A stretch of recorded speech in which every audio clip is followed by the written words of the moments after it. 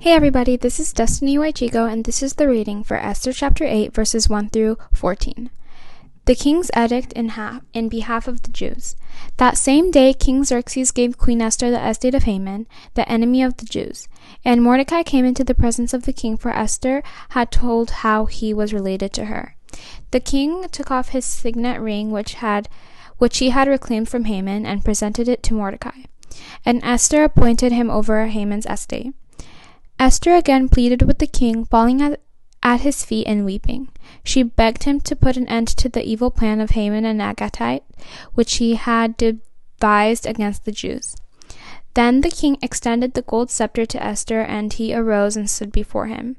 "If it pleases the king," she said, "and if he regards me with favor, and thinks it is the right thing to do, and if he is pleased with me, let an order be written overruling the dispatches that Haman son of Hammedatha the Agagite devised and wrote to destroy the Jews in all the king's provinces. For how can I bear to see the disaster fall on my people? How can I bear to see the destruction of my family?" King Xerxes replied to Queen Esther and to Mordecai the Jew, "Because Haman attacked the Jews, I have given his estate to Esther, and they have impaled him on the pole he set up.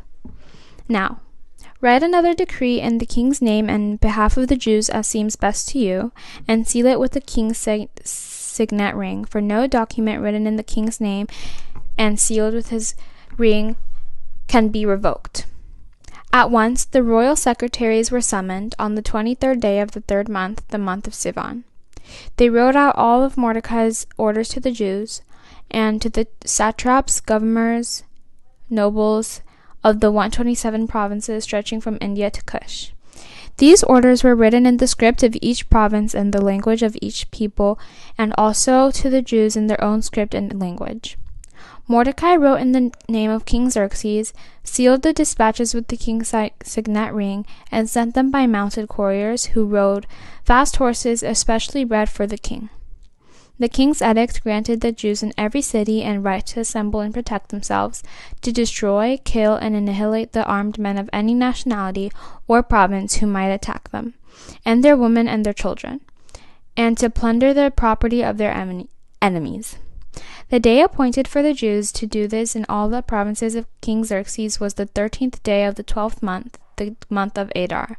A copy of the text of the edict was to be issued as law in every province and made known to the people of every nationality, so that the Jews would be ready on that day to avenge themselves on their enemies. The couriers, riding the royal horses, went out, spurred on by the king's command, and the edict was issued in the citadel of Susa. Everybody, my name is Grace Chico Stevens from Joy International Chat Center. I serve under Pastor Peterborough and Maryborough in Teens and Worship Ministry. I'm going to talk about Esther chapter 8 from verse 1 to 14. And this is the part where Haman is dead and he had left orders for the Jews to be killed. And now Esther has to approach the king and ask him for help to save the Jews again. And in this chapter, I see one thing that has not, diminished in Esther. She's still obedient. She's still listening to authority. She's still listening to Mordecai, her uncle. Even if she's the queen right now, she's still listening. The other thing is, when she approaches the king, remember, you're not supposed to approach him. He's supposed to call for you. She was courageous enough to approach him and beg for help. Be courageous. Be courageous in the things you do at church. Be courageous in the things you're doing at home. As long as they're right and you're listening to your elders, just like she did. She listened to Mordecai. She obeyed Mordecai. And even when she approached the king, she was humble enough. Although she was courageous, she was still humble enough to be like, my people need help. So listen to your elders. Be courageous enough to step out of your comfort zone, to pursue that, that thing you think you're not good at. Try it out and see what happens. You never know. And the other thing I see in this, Haman is dead. They had no way to solve the problem other than to approach the king. And even when they approached the king could only write his own orders and send them out. But one thing God did, God always has a plan. God always has a plan. If things are so bad and you cannot solve it, if there's anything, you should always remember, God always has a plan. You know, even if Esther would have gone to the king and the king said no, he would have still pulled out his people.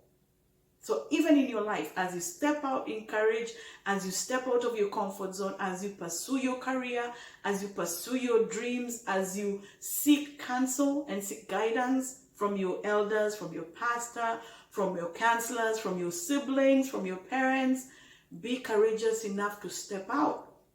And even when it hurts or when it doesn't work out, God has a plan. Thank you. God bless you.